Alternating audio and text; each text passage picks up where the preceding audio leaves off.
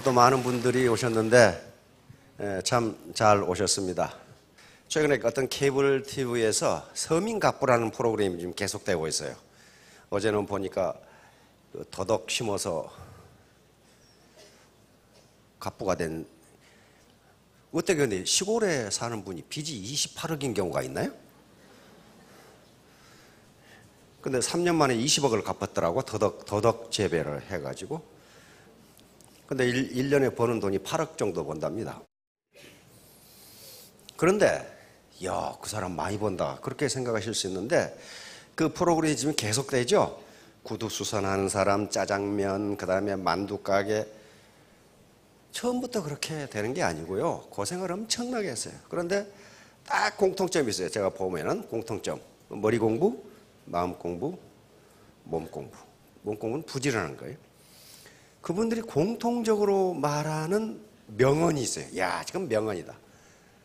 그런데 그건 이미 과거에 세계적인 현자들이 말해놓은 명언이에요. 근데 그분들은 몸으로 느꼈어.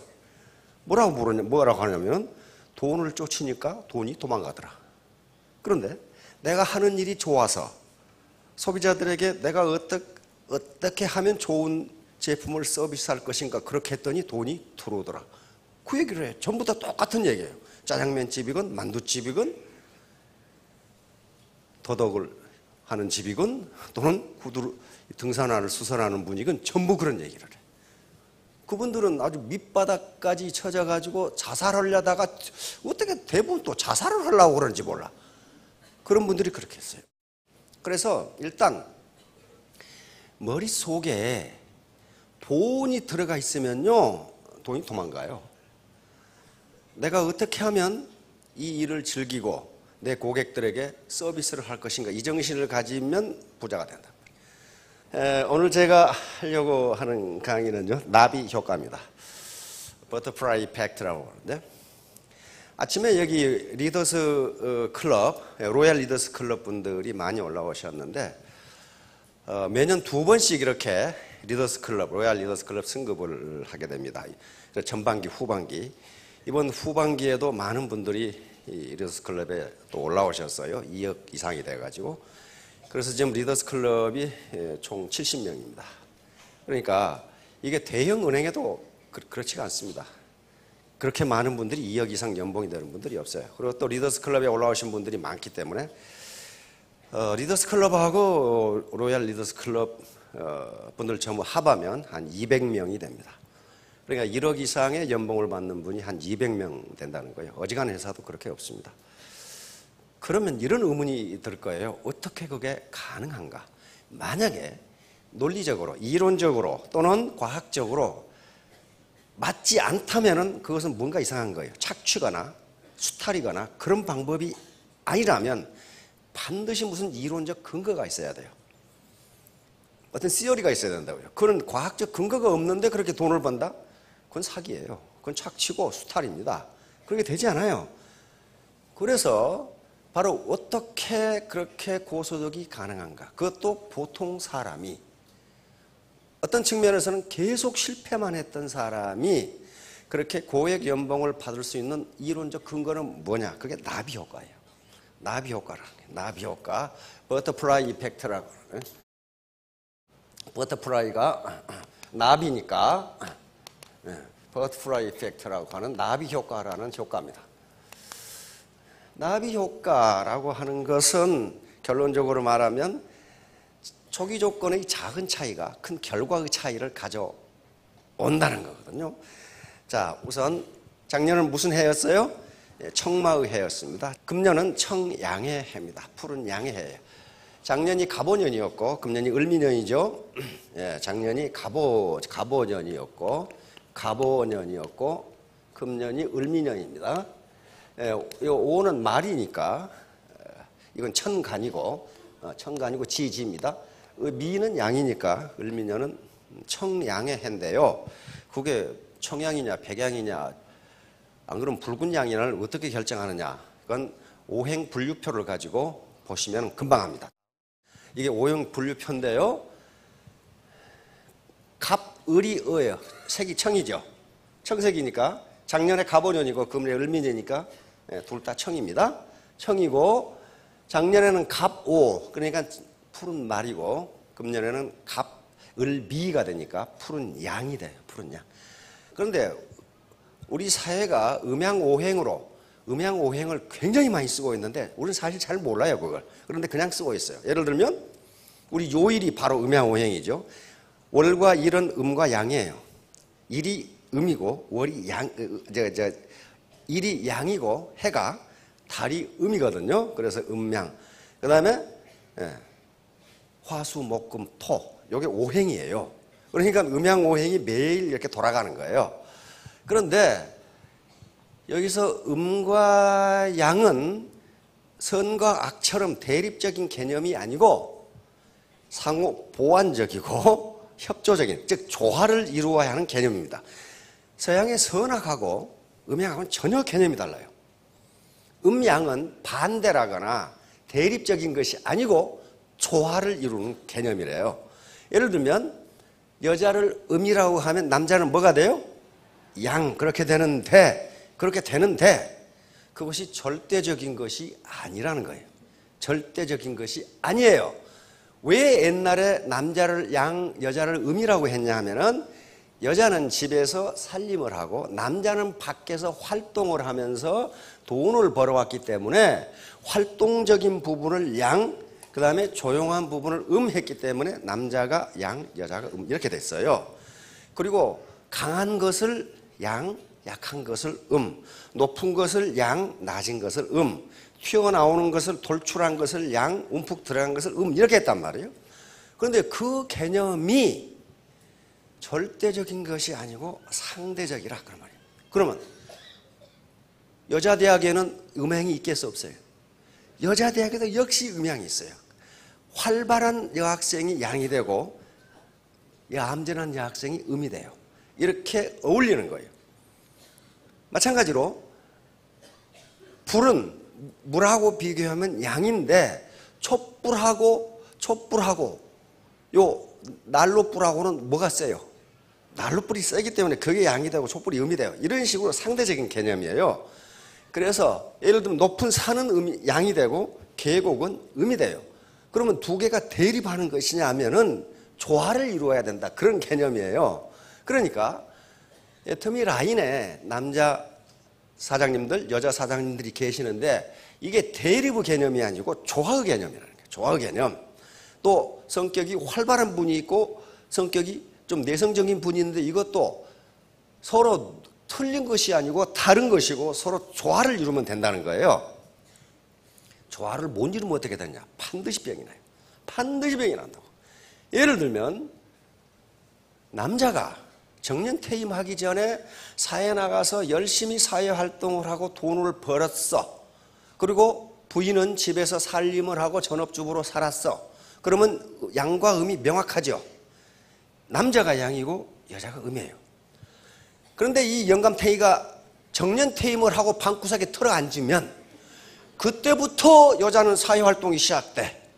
동네 모임도 가야 되고 동사무소에서 하는 춤도 추러 가야 되고 노래방에도 가야 되고 개모임도 가야 되고 이때부터 여자는 활발해져요. 그러면 어떻게 돼요?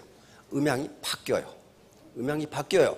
젊은 시절에도 집에서 남편이 백수로 있고 여자가 밖에서 돈을 벌면은 여자가 양이 되고 남자가 음이 됩니다. 그 경우에 조화를 이루면 음이 음인 것을 인정하고 양이 양인 것을 인정해주면 그 가정은 깨지지 않습니다. 그런데 우리는 전통적으로 남존 여비 사상이 있어가지고 남자가 항상 우위인 것으로 착각하고 있는 영감탱이들이 있어. 그 경우에는 반드시 헤어져요. 반드시 헤어져. 여자가 돈을 더 많이 벌면은 여자가 양이 되고 남자가 음이 돼야 돼요. 그래서 그걸 인정해버리면 가정이 안 깨지는데 옆에 내가 돈 좀 번다고 말이야. 이렇게 나오면 그 깨지게 돼 있어요. 황혼유언이 많은 게 그것 때문에 그렇습니다. 서로 이해를 못해. 예를 들면 정년퇴임 해가지고 지금 부인은 지금 동사무소에서 하는 노래방에 가야 되는데 담배 가져와라, 잿더리 가져와라, 물 떠와라, 신문 가져와라. 영감탱이가 뒷방에 앉아서 계속 그래. 그럼 몇 개는 시중을 들어줘. 지금 빨리 가야 되는데. 신문 가져와. 그럼 뭐라고 그래?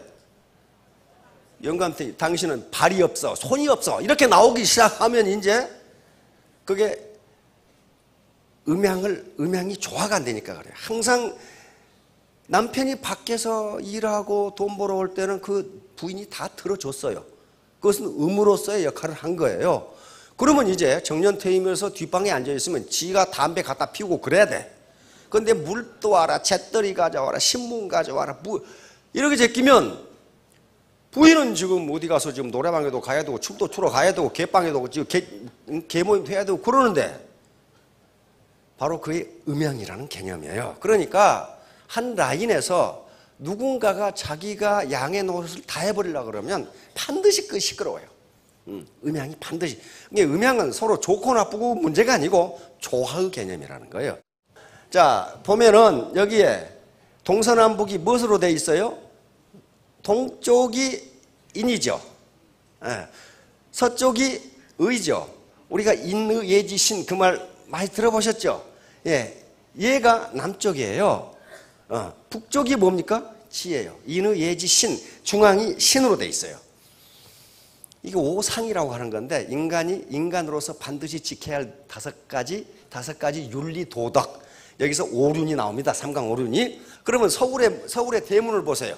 꼭 이렇게 돼 있어요. 동서남북이 인의예지 신으로 딱 돼 있어요. 아무렇게나 그냥 막 이름 붙여놓은 게 아니란 말이에요. 동쪽이 인이에요. 흥인지문. 이게 동대문이죠. 서는 인의, 그러니까 통우문이 여기 와 있단 말이에요. 남북, 숭례문이 인의, 북쪽이 지, 그리고 가운데가 신이에요. 보신각이 그래서 가운데가 있어요.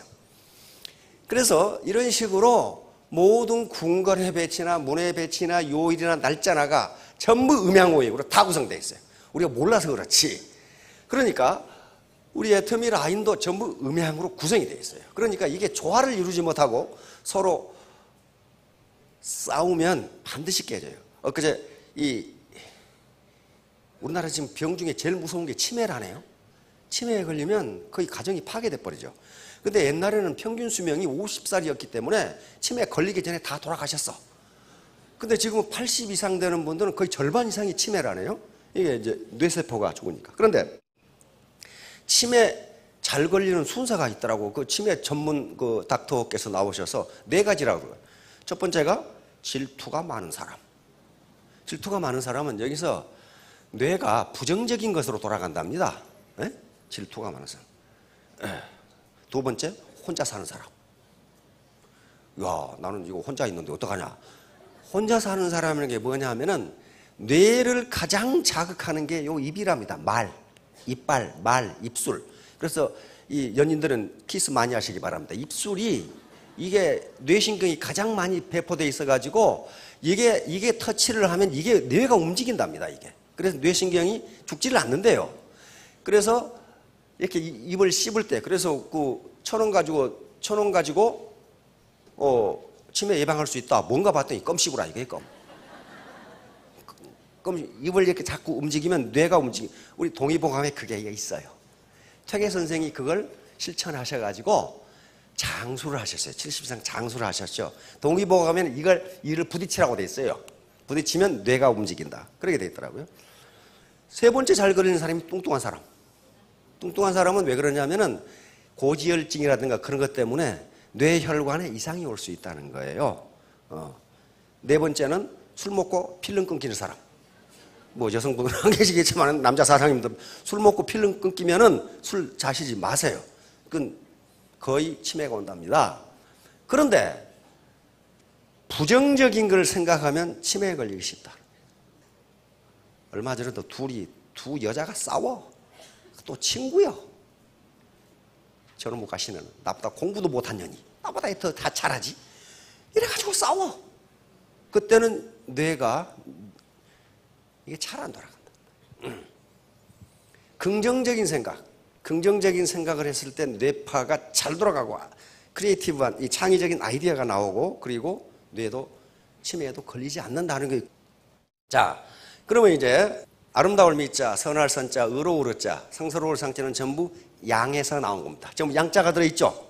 양의 꼬리를 잘라가지고 다 이렇게 만들어요. 그러니까 2015년에는 아름답고 선하고 의롭고 상스럽고 그런 것만 생각했어요. 저도 직접 경험을 합니다. 기분 나쁜 생각을 하면요, 요 글이 나오지를 않아. 꽉 막혀가지고 나오지를 않아요. 그러니까 이게 어떻다는 거예요? 뇌 활동이 기분 나쁜 생각을 하면 잘 안 된다는 거예요. 또 어떤 놈 그 화가 나가지고 그 자식 때려 죽일 놈 이렇게 하면 이게 안 나와. 안 나와요.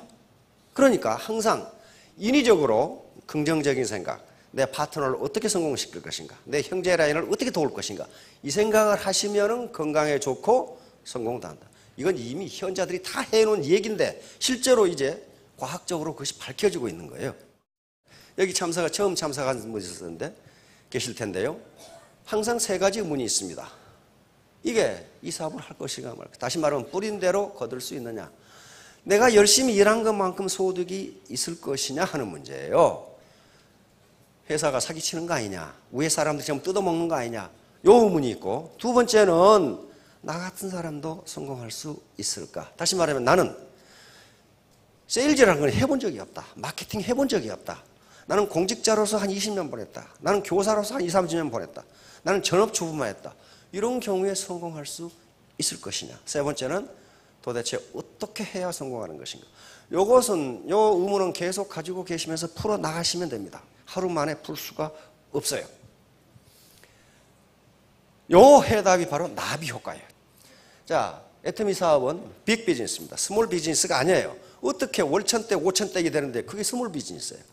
자기가 하는 피자 가게나 또는 커피점이 빅 비즈니스라고 생각하는 사람은 반드시 성공해요. 그러나 그걸 하찮게 생각하는 사람은 절대로 성공 못해요. 똑같은 직업에도 그렇습니다. 자기가 하고 있는 직업을 비하하는 사람 치고 그에 성공한 사람이 없다는 거예요. 제가 대전에서 이 SBT가 대전 특구에 있을 때 대전 시내 강의를 하고 대전 시내 볼리서 택시를 탔어요. 어우, 그 택시 기사가요, 딱 타자마자 농담을 시작하는 거예요. 어우, 제 택시를 기다리셨군요. 탁 그래요. 그래서 또 제가 받았죠. 어떻게 하셨습니까? 산신령이시네. 그러면서 유쾌한 대화가 계속 돼갔어요. 그러다가 신호가 노란색으로 바뀌려고 하니까 제가 그랬어요. 신호 아저씨, 기사 아저씨, 신호 바꿔 갑시다. 그러니까 그러면 제가 쟁반을 준비하죠. 뭐 있다고 또 이야기해요. 뭐 받아야 되니까 쟁반을 준비해야 될 거 아니에요. 아주 유쾌하게 그 목적지까지 이렇게 갔어요. 근데 그 아저씨하고 얘기를 해보니까 자기는 이 택시 기사라는 직업이 얼마나 보람있고 좋은 직업인지 모른단 말이에요. 바쁜 사람들에게, 더군다나 환자들에게 빨리 병원에 실어다 줄 수 있다는 게 얼마나 보람된 일이냐. 그리고 자기는 택시해서 돈을 못 번다는데 이해가 안 된다 이거야. 그러면 하는 얘기가 항상 무슨 생각을 하냐면 내가 이 손님을 병원에 데려다 주면 거기에 내 택시를 타기 위해서 대기하는 분이 계신다. 그런 믿음이 항상 있다는 거예요. 그런데 10중 8구 맞다는 거예요. 그게 맞다는 거예요. 그래서 자기는 택시 운전해가지고 아들, 딸 대학 다 보내고 집 사고 지금은 노 부부가 아주 경제적 어려움을 잘 살고 있다. 택시 해가지고 돈을 못 번다는 게 말이 안 된다. 이런 얘기를 해요. 그런데 올 때는 이제 SBT에 올 때는 시내에 갔다가 정반대 택시기사를 만났어. 그 사람은요, 딱 타니까 엉덩이가 의자에 닿기 전에 쌩 출발 깜짝 놀랐어 그냥. 그래서 가면서 계속 욕을 퍼부어요. 새끼 저 새끼는 운전을 왜 저따구로 하는 거야. 근데 지가 제일 이렇게 다니는데 누가 끼어들면 저 새끼는 또 운전을 저따구로 하는 거야. 그리고 또 신호가 좀 늦게 바뀌면 신호가 있다고 또 안 바뀌고 계속 욕을 해줘요. 뒤에 앉아서 불안해가지고 앉아있을 수가 없어. 계속 욕을 해 제끼니까. 그래가지고 나중에는 말이지 아주 그냥 왁스런 욕을 하는 거야. 내가 이런 것이나 헤쳐먹고 살 것 같으냐고. 아니 지금 자기가 하는 택시 운전을 이런 것이나 내가 헤쳐먹고 살 것 같으냐고 그러고 앉아있더라고. 그러니까 그 사람이 자기가 하는 직업을 비하하는데 일이 잘 될 리가 없잖아요. 근데 앞에 택시 운전사 그런 얘기를 하더라고. 택시 운전해서 돈이 안 되는 사람은 맨날 돌아다닌다, 요금에서. 그러면 거기에 누구 탈 사람 있냐 이거야. 맨날 돌아다니는데, 요금에서 돌아다니는데 안 탄다 이게야. 그거 똑같아요. 그건 진리입니다. 진리예요. 긍정적으로 생각하면 우주에 있는 긍정적인 기운을 빨아들이고, 부정적으로 생각하면 부정적인 기운을 빨아들인다. 그래서 그 인생이 부정적으로 된다. 그래서 바로 빅 비즈니스이기 때문에 이 사업을 한다고 생각하시면 그냥 심심풀이로 해볼까가 아니고, 우리 독립군 선조들이 독립운동 하듯이 하시면 돼요. 그러면 살아나. 그래서 이 세 가지입니다. 요거 안 하고 성공한 분은 한 분도 없어요. 먼저 머리 공부, 이건 쿨헤드입니다. 이성적으로 판단해야 돼. 요 회사가 사기치는 거 아닌가? 요 제품이 과연 절대 제품, 절대 가격인가? 과연 보상 플랜은 괜찮은가? 자기가 따져봐야 될 거 아니에요. 이건 냉철한 이성이고 합리적 판단을 말합니다. 머리 공부는 무슨 수학 영어 공부하는 게 아니고 필요하면 해야 돼요. 해야 되는데, 두 번째가 굉장히 중요합니다. 왕공부, 웜하트야. 따뜻한 마음이에요. 나 혼자 잘 먹고 잘 살겠다, 그거 해가지고 잘 먹고 잘 사는 사람 없어요. 동반성장. 내 파트너 성공시키고 형제라인 성공시키고 모두 같이 성공하자. 그런 따뜻한 마음을 가져야 되고, 세 번째는 몸이 따라야 돼요. 몸이. 센터에 출근했다고 해서 일하는 게 아니에요. 내 그런 센터를 알고 있어요. 센터에 출근해서 라운드 테이블에서 신문 뚜적거리면서 이놈 죽일 놈 저놈 죽일 놈 다 때려 죽일 놈 이렇게 하고 앉아서 라면 끓여 먹고 집에 퇴근해. 그거 뭐가 돼 이게? 그건 몸 공부가 아니에요. 그건 일하는 게 아니라고요. 이 세 가지는 잊지 마세요. 내가 이성적으로 판단해야 되고, 따뜻한 마음을 가져야 되고, 몸으로 움직여야 돼요. 자, 이제 바로 망하는 사람들이 이 세 가지 때문에 망해요. 덕박, 위전. 이것은 덕은 없는데 벼슬이 너무 높아, 지위가 너무 높아. 이때는 반드시 재앙이 있다. 지소 못해. 아는 건 별로 없으면서도 꿈꾸는 게, 도모하는 게 크다. 요 악어가 생선 먹겠어요? 이놈 먹겠어요? 지금 생각해 보세요.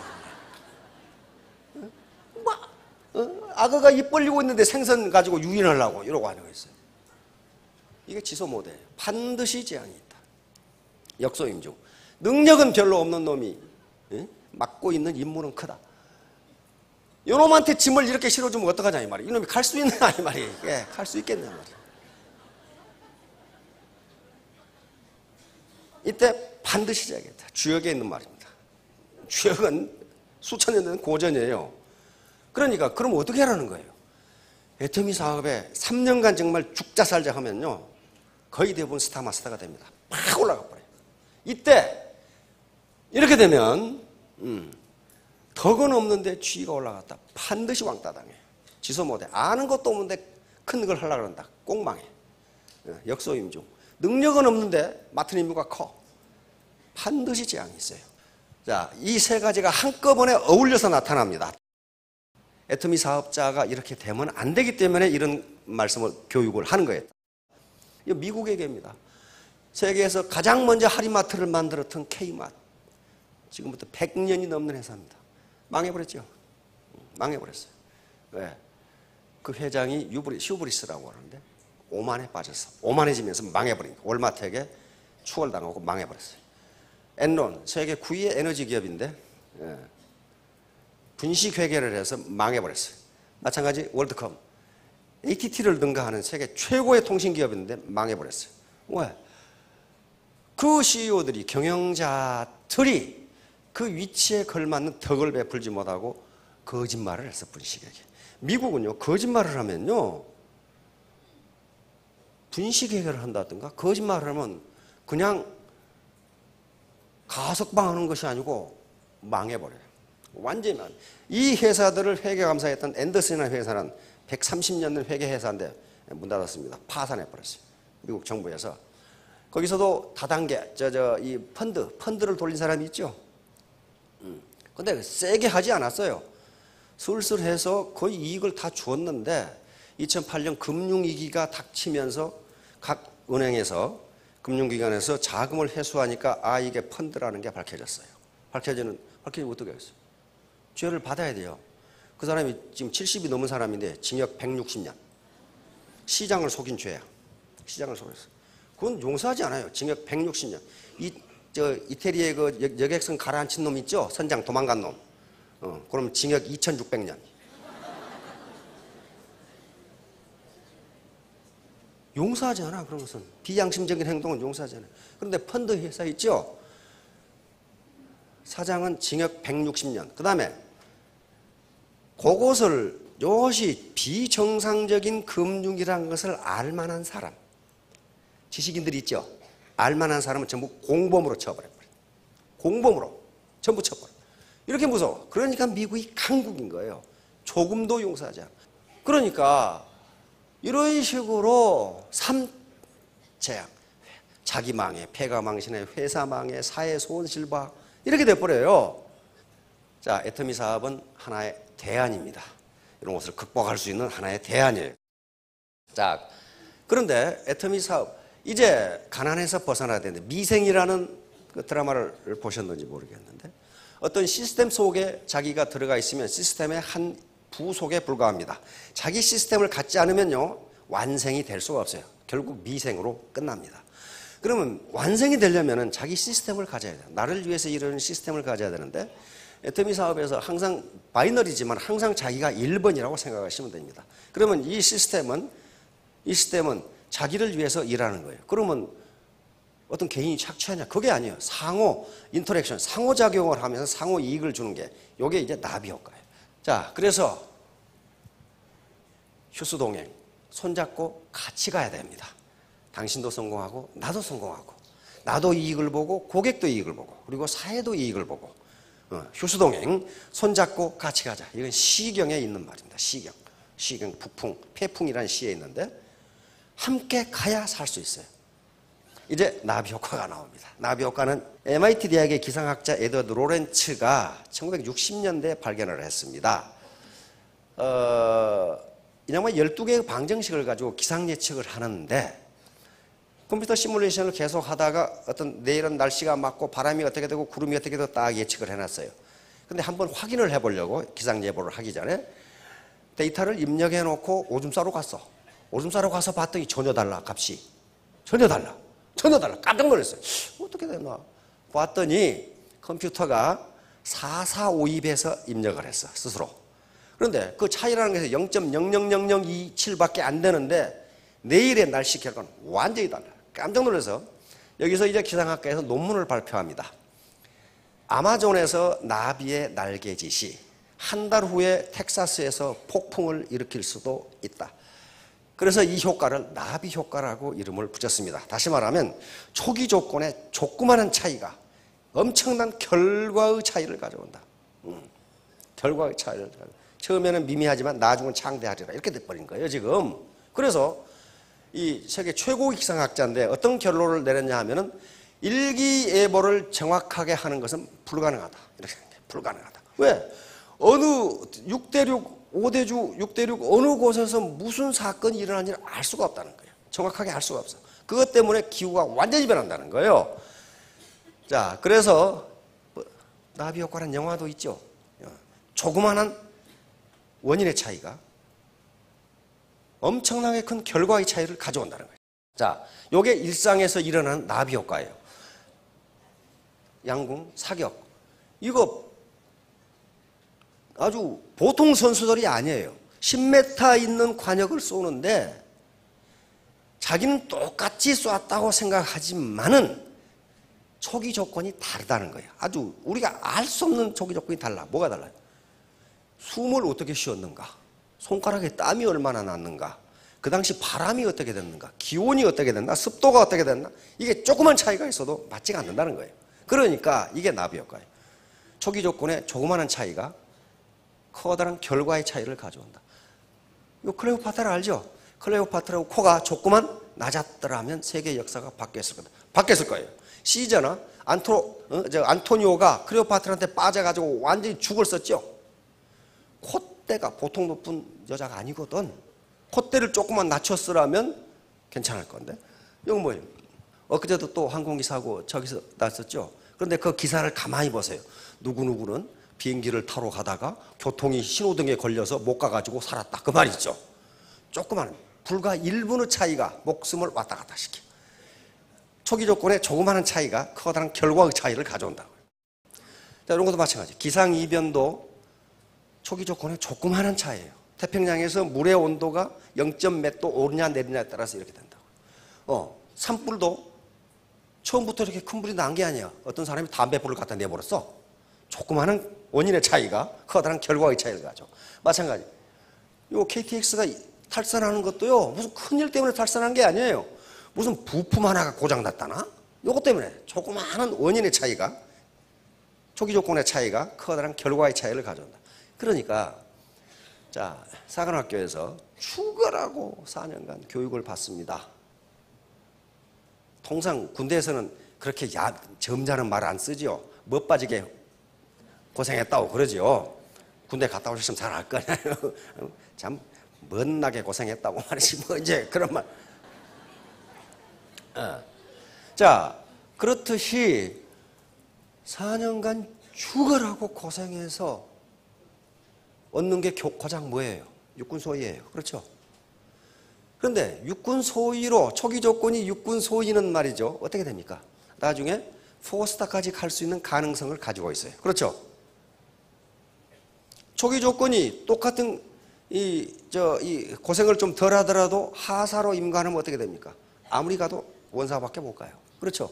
초기 조건의 차이가 나중에 큰 결과의 차이를 가져와요. 그러니까 여기서 자기가 혼자 일하느냐, 시스템을 가지고 협력해서 일하느냐, 이 초기 조건 조그만 차이인데 양쪽 다 처음에는 돈을 못 벌기 마련이에요. 그러나 나중에 결과의 차이가 엄청나게 나나요. 자, 이게 바로 재심합력과 나비효과. 요놈들이 이걸 어떻게 들고 가려고 보냐 말이에요. 협력하지 않으면요, 협력하지 않으면 이거 들고 갈 수가 없어요. 예. 이게 눈덩이 효과, 스노우볼 이펙트라고 합니다. 처음에 눈덩이는 요거밖에 안 돼요. 꼬맹이가 들고 있어. 그러나 계속 시간이 지나면서 굴리면 이 눈덩이는 기하급수로 커져요. 기하급수는 엄청납니다. 우리는 평소에 산술급수는 잘 알아요. 그러나 기하급수는 잘 몰라요. 기하급수는 무시무시합니다. 정말 무시무시해요. 기하급수는 수학은 절대로 거짓말을 하지 않습니다. 이것 때문에 그러는 거예요. 바이너리니까 나가 있고 이렇게 퍼져나가요. 이렇게 퍼져나가죠. 이게 아무것도 아닐 것 같은데 이게 나니까 2의 영승이에요. 2의 영승은 1이죠. 2의 1승은 2, 2의 2승은 4. 이렇게 이게 지금 기하급수예요. 기하급수라고요. 그래서 자 보세요. 종업원들에게 임금을 주기 싫어하는 노랭이 사장님한테 젊은이가 와서 얘기했습니다. 저는요 임금 많이 안 받고요. 오늘은 1원 주시고 내일은 2원 주시고 다음에는 4원만 주시고 이렇게 하면 됩니다. 이 영감탱이가 계산해보니까 3,000원이면 될 것 같거든. 근데 3,000원이면 된가 봅시다. 자, 여기까지 일주일이 지나도 64원밖에 안 돼. 64원밖에 안 되니까 이 영감탱이가 많이 봐줘도 3,000원이면 된다고 생각했어요. 그런데 여기 보세요. 20일이 되니까 얼마가 돼요? 52만 4,288원. 20일 지나도요 몇 푼 안 돼요. 근데 기하급수는 시간이 지날수록 커져요. 자, 이때 100만 원이 되고 이때 3천만 원이 되고 자 30일이 되니까 얼마가 돼요? 5억이 돼요. 5억. 그러니까 이게 이렇게 여기서는 몇 푼 안 돼요. 안 되는데 계속 퍼져나가다 보면 30단계가 넘어가면 5억이 된다. 지금 그런 얘기예요. 근데 이것이 그러니까 언제만 가능하냐? 무한 누적일 때만 가능해요. 단계에서 다른 다단계에서 10단계에서 끊어버리죠. 그래서 별도로 안 돼요. 이게 기하급수를 알기 때문에 그런 거란 말이에요. 기하급수를 들어요. 자, 요거 나비 효과인데 요것 때문에 앞에 왔는 분들이 돈을 버는 거예요. 자, 올바른 시작의 중요성이에요. 뭐로 가도 서울만 가면 된다는데 개걸음 쳐가지고 서울 가려고 생각해봐요. 계속 옆으로. 지금까지 살아오시면서 전부 개걸음만 치셨죠? 매일 벌긴 버는데 어디로 가버리는지 아무것도 없어. 한 달 계산해보면 플러스 마이너스 제로구나 안 그러면 마이너스거나 그렇단 말이에요. 전부 개걸음만. 나비효과. 이소부화의 나비효과가 많이 나타납니다. 하나만 하도록 하겠습니다. 사자님께서 잠을 주무시고 계시는데 들쥐란 놈이 장난을 하다가 떨어졌어. 잠자는 사자의 코털을 건든 거야 지금. 그러니까 둘째가 두 손이 발이도록 빌었어. 사자님, 사자님, 한 번만 용서해 주십시오. 사자가 용서해 줬어. 사자가 용서해 주는 건 그거 아무것도 아니야. 그렇죠? 그런데 어느 날 사자가 올무에 걸렸어. 철은 올무에 걸렸어. 사자가 고함 지르는 걸 보고 사자는 암만 고함 질러도 올무 못 빠져나옵니다. 그렇죠? 그런데 올무를 끊을 수 있는 놈은 생쥐밖에 없어. 그렇죠? 이 소리를 듣고 생쥐가 와서 올무를 끊어서 사자가 살렸어요. 그러니까 자기 파트너가 생쥐 같다고 무시하지 마라 이게. 사자 같은 나를 살릴 수 있다는 거예요. 조그마한 초기 조건의 차이. 그 생쥐 잡아 먹어봐야 뭐 그 기별이라도 가겠어요? 그걸 용서해 준 거예요. 사자 입장에서는 아무것도 아니에요. 그런데 결국 자기 목숨을 살렸어. 그렇죠? 목숨을 살렸어. 이 현상이에요. 작은 친절의 나비 효과.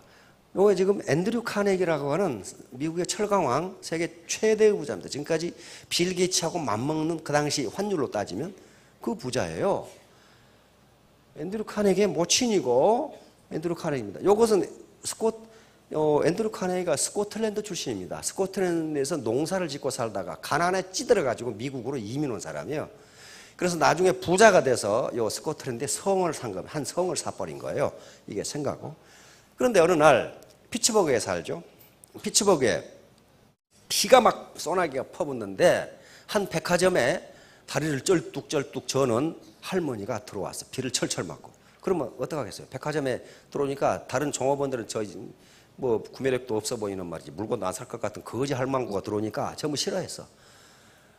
그런데 한 청년, 그 청년이 제임스 페리라는 청년인데 그 페리는 근본적으로 어떤 인도주의적 어떤 친절성을 몸에 밴 친절이 있는 그 젊은 청년, 22살 먹은 청년인데 이 청년이 할머니에게 의자를 권해드리고 비가 그칠 때까지 편히 쉬었다 가시라 이러고 백화점을 안내해드리고 이렇게 했어요. 그래서 그 할머니가 그 총각 명함을 하나 달라고 해서 명함을 가지고 갔어. 근데 한 달 뒤에 그 백화점 사장에게 편지가 왔어. 스코틀랜드 성을 장식할 테니까 스코틀랜드 성에 가서 물건을 주문받으시라. 근데 그걸 계산해 보니까 이 백화점의 2년 이익이야. 그런데 그때 페리라는 청년을 반드시 보내라. 그리고 카네기 회사의 다음 분기 물품을 당신 백화점에서 구매할 테니 계약을 체결하자. 그때 페리라는 청년이 반드시 계약을 해야 된다. 이렇게 된 거야.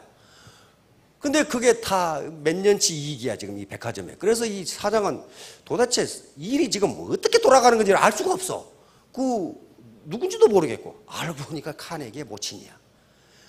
그 세계 억만장자의 할머니 겉모양만 보고 전부 다 우스꽝스럽게 생각했는데 그래서 결국은 그 페리라는 청년은 즉각 그 백화점의 이사가 되고 그 다음에 카네기 철강회사에서 스카웃돼서 카네기 다음 가는 부자가 돼버립니다.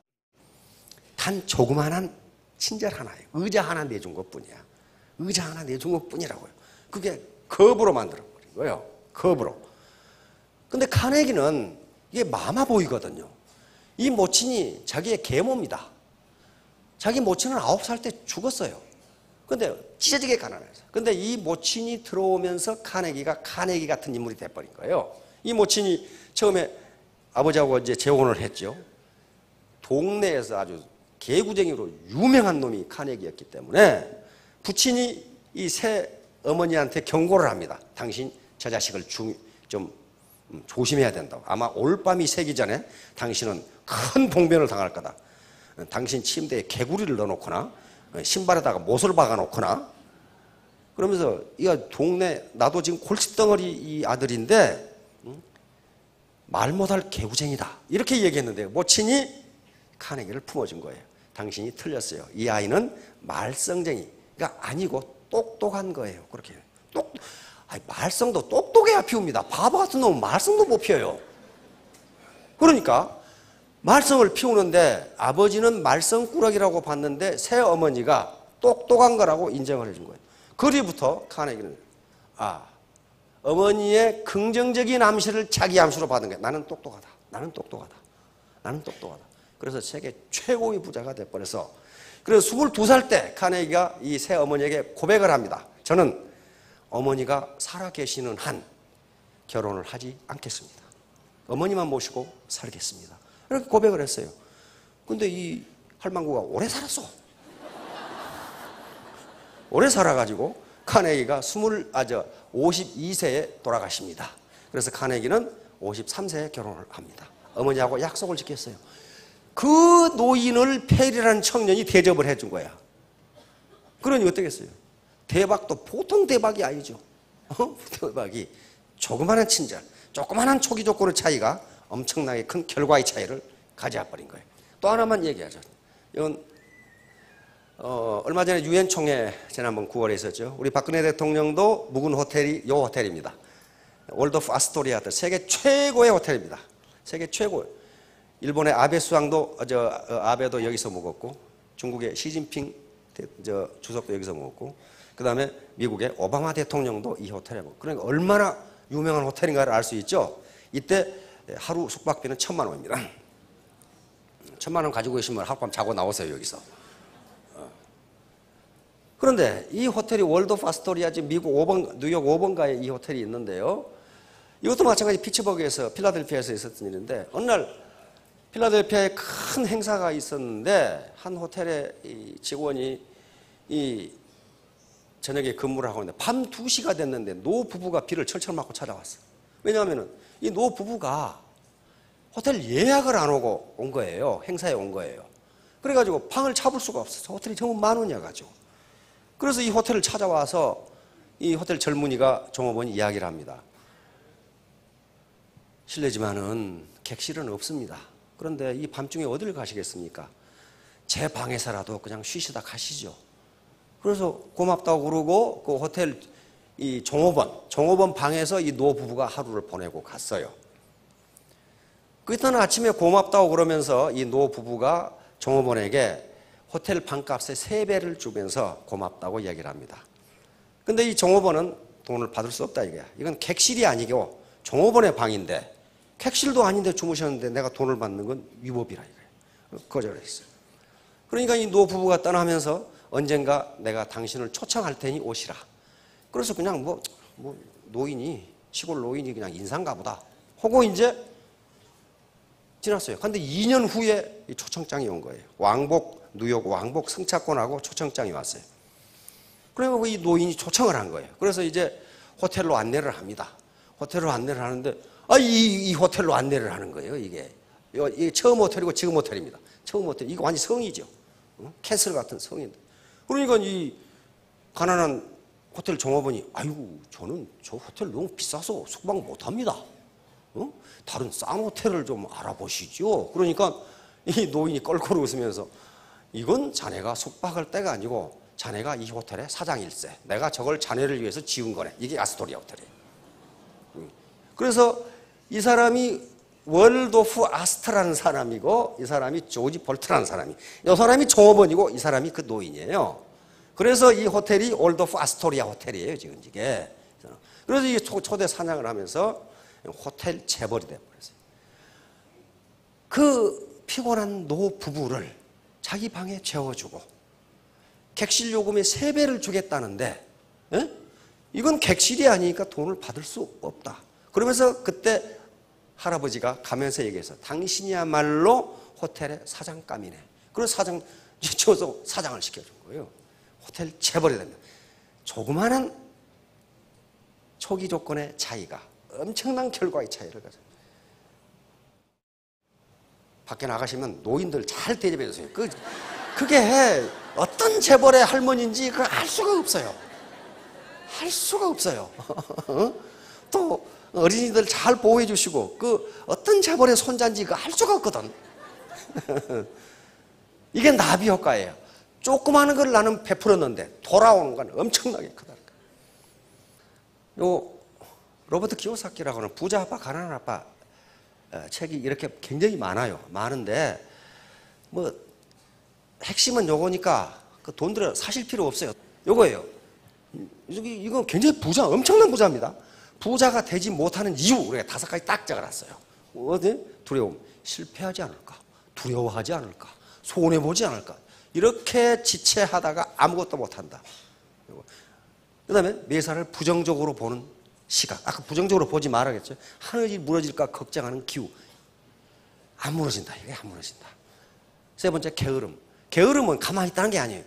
중요한 것을 안 하고 중요하지 않은 것만 계속 바쁘게 돌아간다. 동네 개모임 무슨 말이 동창회 뭐 계속 돌아다닌다. 중요한 건 하지 않고. 그 다음에 나쁜 습관. 오늘 할 일을 내일로 미루는 습관. 뭘 부정적으로 보는 습관. 누구를 헐뜯는 습관. 이런 거. 마지막으로 거만함. 거만함은 배우지 않는 것을 거만함이라고 이 사람은 정의를 합니다. 자기가 다 안다고 생각하는 거. 이런 것도. 근데 이거 보세요. 이게 뭐 좋은 학교 나와야 이거 할습니까?